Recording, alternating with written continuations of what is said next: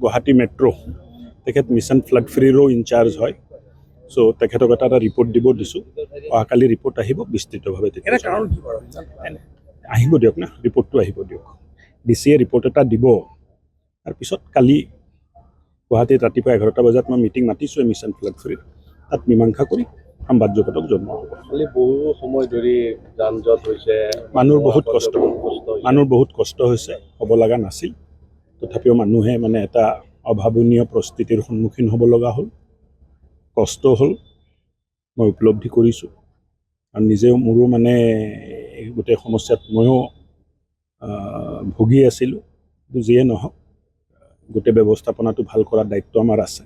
অহাকালি ৰিপৰ্ট অহাৰ পিছত আপোনালোককো জনাম, তাৰ ওপৰতো ব্যৱস্থা কথা পাতিম। কালি ৰিপৰ্টটো আহি লওক, DC মহোদয়ে ৰিপৰ্টটো দিয়ক, তাৰপিছতে কথা পতা যাব। অনাগত সময়ত এনেধৰণৰ নহ'ব চাগে। চব প্ৰাকৃতিক এটা দুৰ্যোগ বুলিহে ক'ব লাগিব। তাত মানুহৰো অলপ আছে, কিন্তু কালি ৰিপৰ্ট আহিলে বিস্তৃতভাৱে কোৱা যাব। কিন্তু পানীৰ পৰিমাণটো বহুত বেছি আছিল। ৰাইজে আশা কৰিব নহয় জানো, অনাগত সময়ত কালি ৰিপৰ্টটো আহক দাদা। চব কথাটো যদি মানে 1 মিনিটতে আমি মীমাংসা কৰি সিদ্ধান্ত ল'ব খোজোঁ, এইটো উচিত নহয়। এটা প্ৰক্ৰিয়াৰ মাজেৰে কি হ'ল নহ'ল, মানুহ আছে, তেওঁলোকে ৰিপৰ্ট কালেকশ্যন কৰি আছে। মেঘালয়ত ৰেইনফল ডাটা ৰিপৰ্ট কালেকশ্যন কৰি সামৰিকভাৱে এটা বনাই দিয়াৰ পিছত কথাবিলাক ক'লে আপোনালোকে যেতিয়া প্ৰশ্ন কৰিব উত্তৰটো দিয়াত সহজ হ'ব।